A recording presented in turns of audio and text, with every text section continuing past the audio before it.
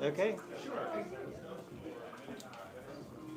All right, good evening. I think we're ready, so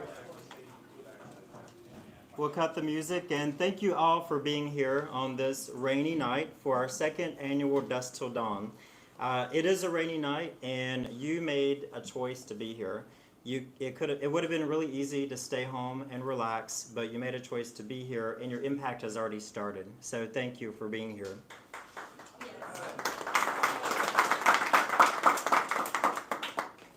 Tonight would not be possible without our sponsors, so I would like to go down the list and thank all of our sponsors, starting with Suncoast Credit Union, our presenting sponsor for the second year in a row. They'll be speaking later tonight. And we do have a few Suncoast Credit Union employees, including our very own Chris Bolito, who's also on our advisory team. So thank you, Chris. I'd also like to thank other returning sponsors again this year: TICO, Legacy Wealth Partners, USF Federal Credit Union, and Chick-fil-A, who is supplying breakfast tomorrow morning for those of you who are sleeping out. I'm pretty excited about that. Yeah. We also welcome Regions Bank as one of our new sponsors. And there are several other sponsors here tonight as well, including one of our board members, Katie Christopherson, and her husband, Richard, who have supplied all the audio equipment. Thank you very much. Clearview Communications and PR, Annette and Ryan O'Malley for donating all of the items for the blessing bags, which we'll be working on later, and Sarah Spicer of Elevation House, along with Stacy Talley and Russell Saab. They're walking around tonight as our media sponsors, and they'll be interviewing a few of you, walking around with a camera. They've been a huge help to us. So all of our sponsors and all of you, our board members and fundraisers, made this possible. So thank you.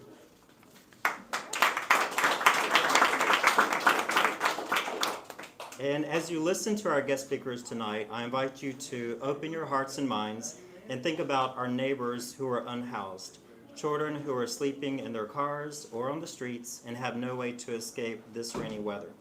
I invite you to continue sending good energy and good vibes out to them, out into the world. Continue making the world a better place. And tonight, as you hear from our guest speakers and participate in activities and sleep out, think about how you can make the world a better place, and think about the impact you can have as you go back out into the world. So our first speaker tonight is our CEO, Tammy Kasani. Tammy is an amazing leader who guides us daily with full heart and intention, and we are incredibly happy and fortunate to have her here at Dawning Family Services. Yay, Good evening, everyone. Thank you for being here, and thank you for those of you who are joining us virtually. In preparing for tonight, we had several contingencies. We had Plan A, B, B2, Plan C, and it really drove home the point, the number of people who don't have a choice. On nights like tonight, they will be sleeping in the rain. As I stand before you, over 30,000 people in the state of Florida will be sleeping outside and are unhoused tonight. Imagine being a parent and having to shelter your children while sleeping in a car or sleeping in a tent and going through the motions of everyday life, such as bathing your children, feeding your family, and trying to prepare them for school in the morning, all out of a car or out of a tent. Dawning Family Services works with families who are in crisis, and they are at risk of losing their housing, not able to put food on the table, or being pushed out into the streets. We provide the vital supports that they need to help families stabilize and break the cycle of homelessness. Through our shelter program, rental assistance, homeless prevention, and job training and placement, we help families break the cycle of homelessness. For the 60% of Americans who are living paycheck to paycheck, they are one unexpected life event away from needing our services. Tonight is about giving a voice and gaining a better understanding for those experiencing homelessness. As you go through the evening, think of your friends and family who might be teetering on the brink of homelessness. The face of homelessness is your neighbors. It is a loved one who has lost their job, or a family member whose rent has been doubled, or the landlord sold the apartment they were living in.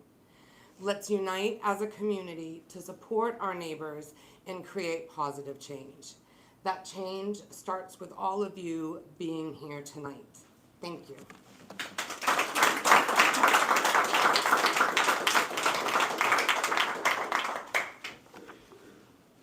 Our next speaker is City of Tampa Chief of Staff John Bennett. He is responsible for coordinating and integrating the efforts of all departments and agencies to implement the programs directed by the mayor and the policies developed by City Council. Could you tell I got that off your website? Chief of Staff Bennett, we are honored to have you with us here tonight. Thank you.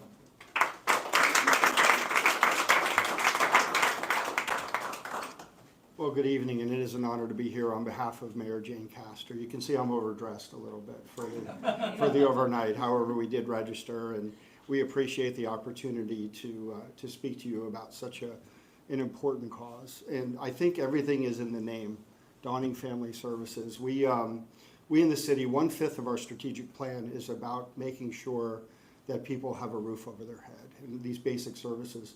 Mayor Castor and I spent 30 years on the street in law enforcement before we got into these roles, and we saw all the social challenges beyond the disorder challenges, and that pulled on our heart to do what we do now. And so the fact that we have a workforce program and a housing program in the city, which really is the first time it's ever been done, most of these services have set at the county level, not at the city level. But when we saw the rise in homelessness, we get almost 2,000 calls every 90 days that involve homelessness. And those are both individuals and families and unique situations. And we try and have an answer for all of those. And I think, working with Dawning Family Services and all of our other partners, we really are doing an amazing job in the community trying to make sure that we have those proper pathways to get permanent supportive housing with those wraparound services. And it does our heart well to hear that you do more than just the roof over the head and the bridge housing, that you do the workforce development, you do find a way to get people back on their feet. And when you merge with other partners and we get the proper funding like you're doing tonight with these fundraisers, it just really does a lot for the city and the community and the region to make sure that we take care of those that are in the most vulnerable position of sleeping in their cars or sleeping on the streets. And so we're grateful to be here. Mother Teresa is one of my favorite leaders, and she would tell us right now, don't ever worry about the numbers, just take care of one at a time. Take care of the one closest to you right now, and I think that's what you're doing tonight. So on behalf of Mayor Castor, the City of Tampa, and everybody who serves homelessness in a way that makes sure people have a roof and the basic needs over their head, thank you for doing what you're doing tonight. I wish you well in the weather. I wish you safety, and most importantly, that you receive the resources that you need to make sure that you get the right outputs to get the right outcomes for serving our homeless community. So thank you. Amen.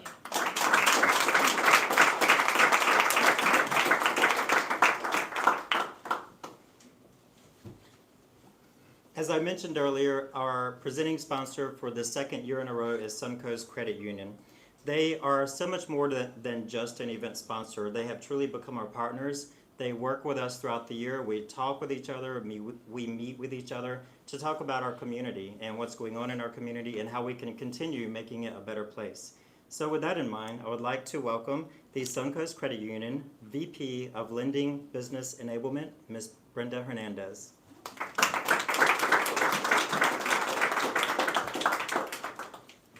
Thank you all. Good evening, everyone.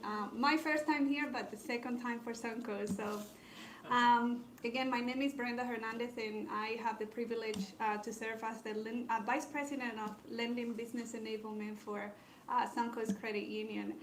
And tonight, I want to say on behalf of our organization that we are thrilled and really humble to once again be the presenting sponsor for this truly inspiring event. I hear that it's the second time that we do it in a row.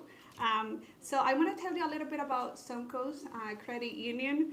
Since we were founded back in 1934, almost 100 years ago, we've been dedicated to serving the financial needs of our community. And we come from humble beginnings too.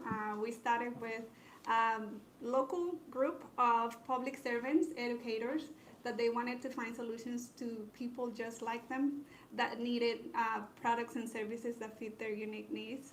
And since then, it's been a long time, we have expanded to now serve anyone that lives in Florida or works or goes to school or worships in the state of Florida in any of the counties that we proudly serve. So today, as we stand with over 1 million members already, we stand to be the largest credit union in the state of Florida. So that's what we are, Suncoast. Now I want to talk a little bit about the reason why we're here and the awareness that we want to bring, also to the cause that Dawn Family Services provides. There was a piece of data that really caught our attention. So when we were reading the U.S. Department of Housing and Urban Development, one of the data points was like alarming because we were looking at year over year how much homelessness is increasing. So from 2022 to 2023, 12%, 1 year. And when you look at our backyard, so the state of Florida, we represent about 5% of that total. So it's an alarming, it shouldn't be seen by us as a statistic, but as a call to action as a community. Now, I want to also say that supporting, and for all of us here, supporting initiatives like Dusk Till Dawn is how we invest in those that are most vulnerable right now. You mentioned that. There's a lot of people out there, over 30,000 people, that don't have a place to live or a sense of belonging. So we're not only doing that by being here, but we're also raising awareness to a cause that otherwise we would typically get unnoticed. And I want to give kudos to the organization Dawn Family Services for your incredible work, because what you do is bringing a ray of hope to those that need it most right now. Now I want to wrap up also and say that for all of us, when we think about making a positive impact for those families that are facing the prospect of homelessness, we shouldn't look at it like it's a distant dream or something unattainable, but rather something that can become very tangible if we unite in purpose. So your presence here tonight and your compassion really speaks volumes to our collective commitment to bring a brighter future for those families. Thank you for your unwavering support and for your belief in the power of community. Thank you.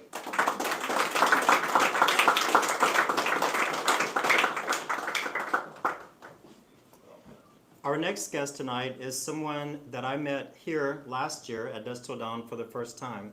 She is an incredible community advocate and works for Progressive Insurance and volunteers for many different organizations all around Tampa. She's here to share her journey tonight about growing up in the St. Pete area, sometimes with some hard times. So Cindy Walls, please welcome to the stadium.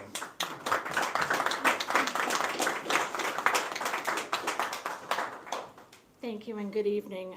Before I start, I just want to say that, Tammy mentioned that in the state of Florida right now, there are 30,000 people that are sleeping outside in the rain and the cold. In Hillsborough County alone, there are over 4,000 people that are sleeping outside or in a place not meant for human habitation, and there's about 700 shelter beds, so the math doesn't math. But right now, I want you to invite you to sit back and prepare to take a journey with me. So what do you picture in your mind when you hear the word homelessness or homeless? Is it an old man in tattered clothes and a shopping cart full of random items? Perhaps it's an old woman sleeping on a park bench smelling of alcohol. What about the person looking at you now? Does that person fit the picture? Do I fit the picture?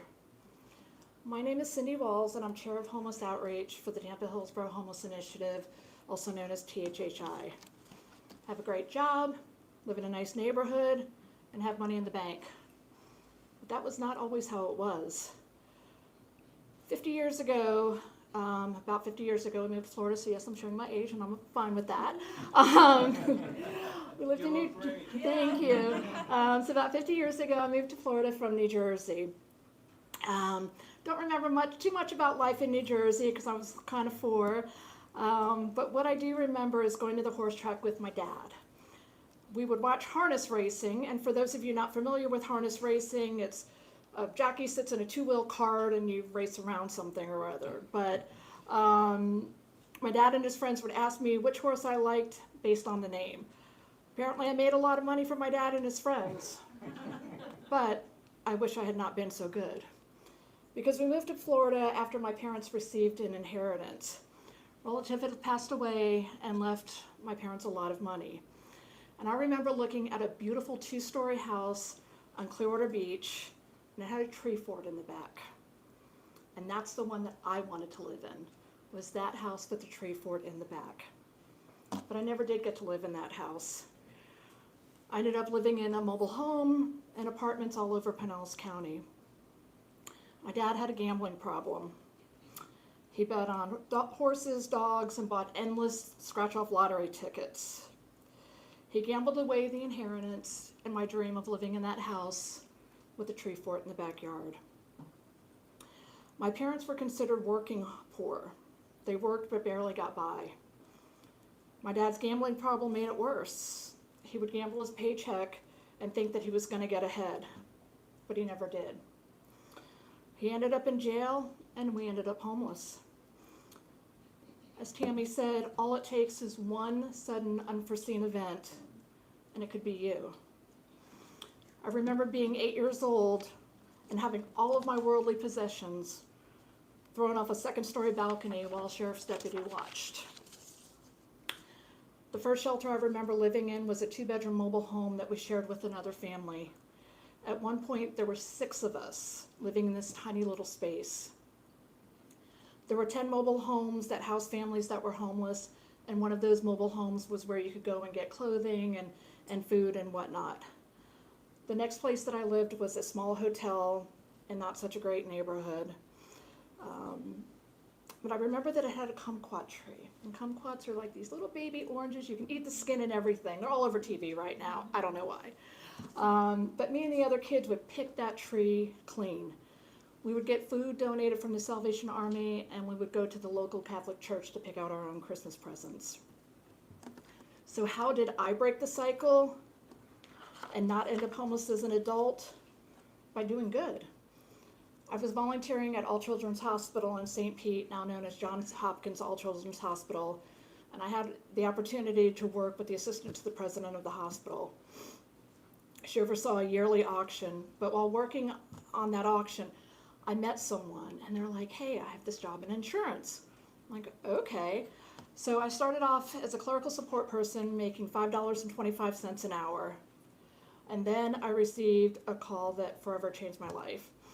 A friend was working for Progressive Insurance, and recruiter called him, and he's like, I don't want the job. So next thing you know, I get an interview, I get in, and it allowed me to meet some incredible leaders. Progressive has a program called Keys to Progress. Wasn't sure what it was, I just knew that we gave cars to veterans every year. But I ended up on the local executive planning committee and oversaw fundraising, and I was really good at it.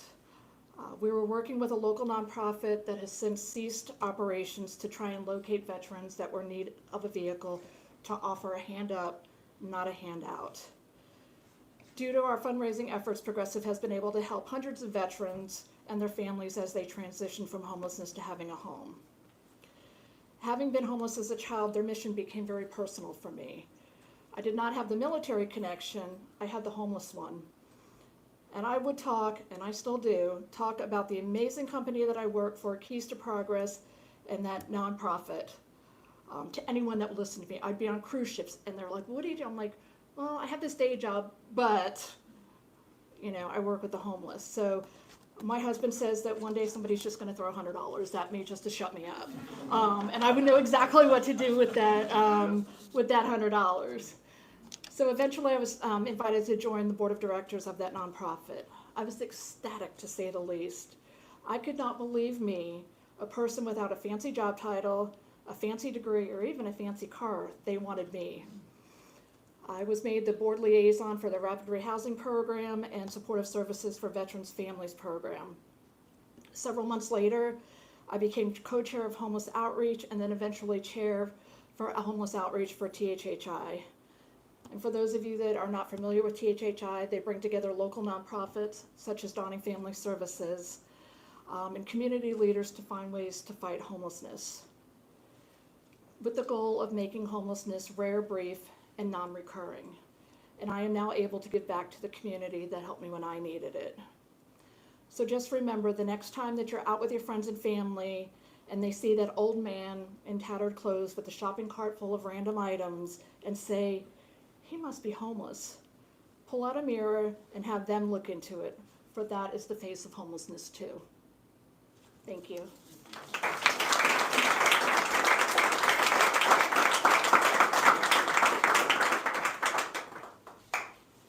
Thank you, Cindy, for sharing your story. And speaking of face of homelessness, Cindy gave us this wonderful idea.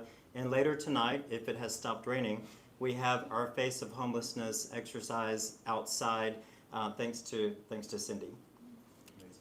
And finally, our keynote speaker is someone who called us last year for help. A single mother with 2 amazing teenagers who was doing great, someone who's published 2 books, and we were able to help her. And Miss Loria Redis is here to share her journey tonight, and I promise you, you will fall in love with her. She is a force of nature, and we're excited to have you.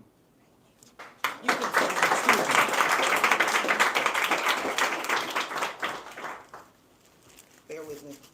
Gotta get my paper together. Okay. So as Jamie stated, my name is Loria Redis. And for everybody who hasn't heard my story, I'm just going to give y'all a little tidbit. I'm going to try to pack it all in.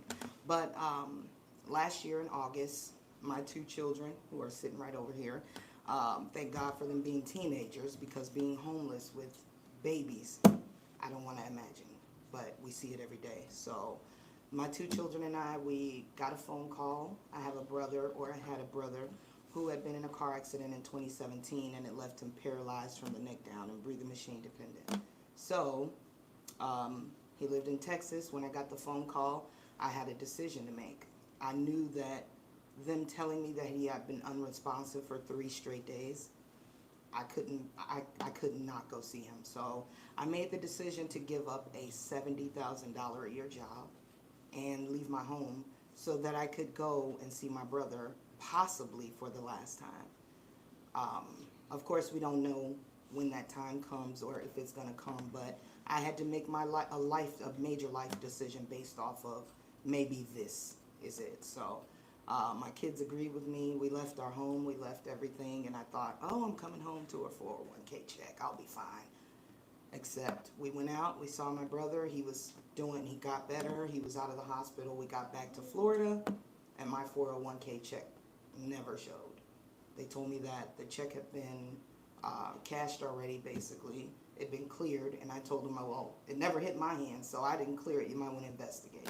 Well, while they investigate, we've got to figure out where we're going to go and stay, because the money is dried up, and we're in a rental car with nowhere to go. So we toughed it out. We stayed in that rental car, against all better judgment, of course, because I have my kids with me, but I did what I did because I had them in mind. So we stayed in a rental car, getting phone calls, hey, you need to bring the car back, and I'm just thinking, you might not care about my situation or my children, but I do. And it's not your fault, but where are we gonna sleep? We had everything that we could keep on us outside of a storage in bags in the trunk. Where are we going? So we went ahead and I contacted my sister in Georgia. She came and got us. I started Googling every place I possibly could after we slept in a car in a parking lot between, I don't know if you guys know about Brandon, but there's a Walmart on Causeway. We slept in that parking lot plenty of times, and we even got to be well known in the parking lot, which I was like, okay, wait, put the sheets up to the window or something. People know us now. But you know, we got to that point where we were known around there because we knew people from living over there anyway. So when they started to see us, they were confused, like, why are you guys out here every day? being homeless didn't dawn on me until one of my kids looked at me from the backseat of the car and said, I gotta use the bathroom. I was like, well, there's no toilet in here, what do we do? You know what I mean? You don't realize what that's like until you're faced with a situation like that, where you didn't even think about using the restroom or even taking a shower. This is something we're used to doing on a daily basis. But because your mind has to kick into, high gear, and you get into that mode where you've got to, it's struggle mode now, you got to do what you got to do. You don't think about those things. They don't cross your mind at all. So I, told my son, I said, well, we don't even have tissue. And he's like, Mom, that's a gas station. They've got toilets, tissue. I'm fine. Just let me go. I just want to tell you. And I'm like, okay, at least somebody's thinking, because obviously I wasn't. But we went ahead and we stayed there for about another week and a half. So a total of maybe 2.5 weeks, in the car. My sister came and got us. We stayed in Georgia. I was Googling, calling every place.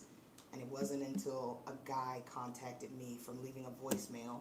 And he says, hey, I have a contact. And I said, I don't care who it is. SpongeBob, I don't care. Whoever. Give me a phone number. And he said the company is Dawning Family Services. And I contacted them. I left emails and voicemails. And I said, by the time they get to work on Monday, they are going to be like, whoever she is, somebody find her, because we got 150 voicemails and emails from her. But they contacted me back really quickly. It took about 2 weeks for me to get into a temporary unit, which was their version of a shelter. Of course, when they called and they go, we have a shelter unit for you, and I was like, the first thing you think about is a cot on the floor somewhere with 100 other people, and how unsafe it is. When you look at my daughter's 17, and she may look like a 30-year-old woman when you don't get to look directly at her face. And that's all I kept thinking about until they explained to me. They said, no, it's an apartment. It's, you have 2 bedrooms, you got 2 bathrooms, just you and your kids. And I'm like, all right, why is everybody still sitting here? Grab your things, get out of here, But we got back to Florida, and this is the first place we came to. We entered that door. I sat in this room right here for about 30 minutes. We got keys, and we went in. That's where we stayed. We ended up being there a little bit longer than we should have, but it wasn't our fault. We were still looking for a place. But, with all that being said, we were just speaking out here, and I saw a clip that really did something major to me mentally. And a homeless guy told this other guy, he says, hey, you ever given anybody that was homeless $1 or a plate of food? And he says, yeah. He says, do you think you changed anything? And he says, he just kind of stood there, and he looked at him for a second, and he goes, you didn't. The only thing you did was you showed them that you see them, that you haven't gone unnoticed. But what happens when you walk away from that homeless person that you gave that plate and that $1 to, and they know that you see them now, and you end up seeing them again? Are you going to give them more money? Are you going to give them another plate of food? Because that homeless person is actually thinking the same thing. When you walk by and you go, should I give them another $1? Well, let me see. They literally have it in their heads, but sometimes that pride is not going to put them in a position to say, hey, you got another $1? So I wanted to be a part of the fix. And so what I did was within this short time frame, I have written a book, it's just an autobiography teaser. So I did that while we were in the shelter, and the same day I published that book, I got the phone call that my brother died. So I was right. So me standing before you guys it's all God, because whether I had made that decision to go to see him or not, he was going to go. It was going to happen. But I'm just glad that I made that decision, and I would not tell anybody in this room a lie and say that I wouldn't change. I would change what I did. I would do it again. And my children are just as strong as me, because they've been homeless once before, just a different circumstance, but those kids never complain. I wouldn't have been that kid. My mother would have heard it every day. Listen, lady, what are we going to do today? I don't understand. Do we have somewhere else to sleep? I can't take it. I literally had been to the hospital as well while we were in that car because my feet were swelling. It was a bad situation, but like I said, I wouldn't change it for anything in the world. And I've started a company so that I could possibly pair with Dawning and whoever else would like to be a part. I have a virtual call center, so I can now help Dawning to help some of the other families to get jobs where they can work from home, because that was one of the things I thought about at the time. I said, well, I don't want to go somewhere else and work. I don't have a car. I don't, my kids, they're not in a place where they're comfortable, that they know people, so working from home would be better. But then again, God stopped me from doing that too, because I was bigger than that. I was supposed to be a part of the resolution and not mix in with the rest of the people that were being helped with whatever the problem was. So I appreciate Dawning for, accepting us. They've been like family to us. When I contacted them to say that my brother passed, they literally, I had somebody, she sat on the phone with me and she listened to me wailing and crying for probably about an hour. And then I realized it and I go, oh shoot, I gotta let her go. But to have that was enough for me, because when people pass away, families tend to butt heads and they fight. And I didn't want to be a part of that because we had our own issues going on outside of losing my brother. But I know that my brother would want this, so my company, I named it after my grandmother who passed away as well, right before my brother and then my brother. So I named it after both of them, and it's called Rose and C. Hud, LLC. So I have business cards for anybody who knows somebody that needs a job. And I appreciate y'all for accepting me for where I was and who I am. And I hope y'all enjoy the night. Thank you. Don't go far. Don't go far. Could Manuela and Samadi please come up? Samadi, where is she? She's here. All right. Don't you come up Manuela, here you with come those up tears. too. You come up too. Come on. I know it's squishy. Come on, we'll fit. We're almost done. I know it's hot and squishy.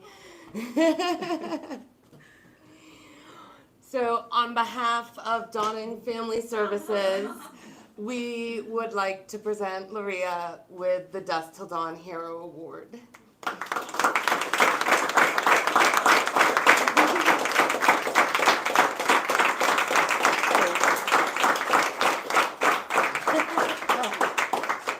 Somebody else knew they were going to do this, right? I'm sorry. And I invited Manuela and Samadi up because they both worked closely with Luria and helped her family get to where they are now.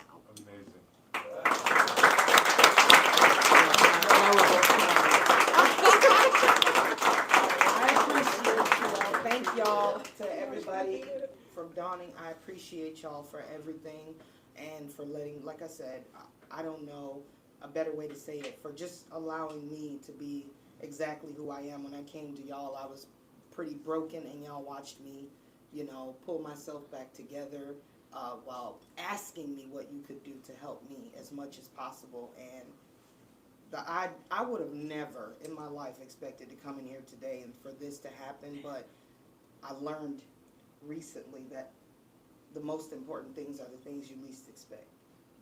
And here we are. So, thank y'all. You're welcome.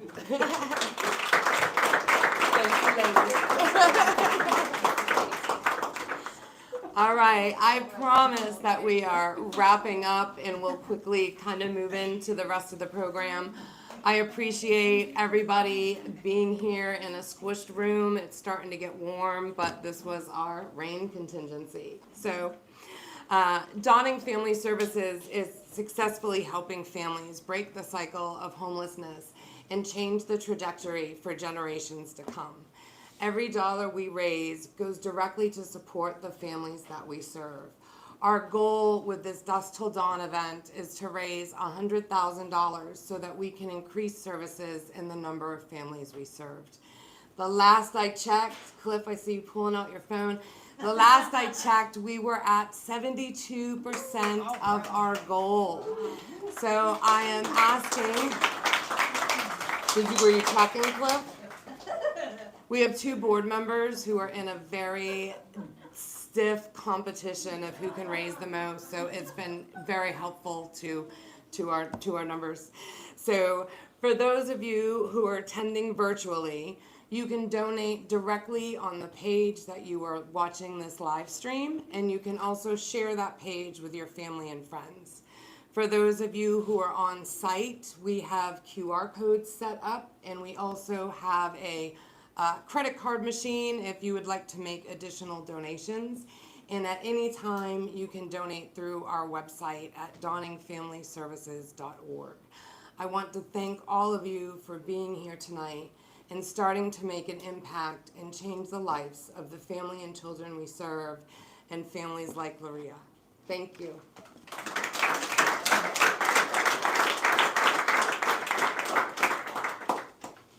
Thank you, Tammy.